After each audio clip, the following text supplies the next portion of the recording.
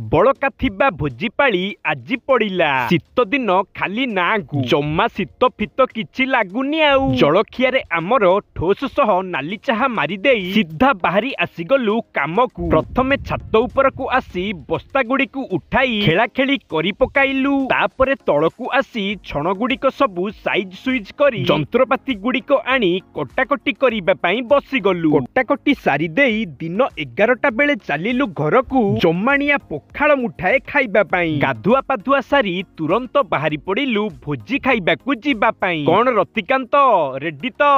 चलो चलो आजी भाई छात ऊपर भोजी हे चिंगुडी घांट भोजी आरंभ होई रड होई गलानी आउ भात ता सह डाली कोबी तरकारी खट्टा आउ शेषरे चिंगुडी घांट अरे कोन रतिकांत सी कोबी दौनी ना कौन बा ठीक ठाक कोबी न पाई खाली आलू पाई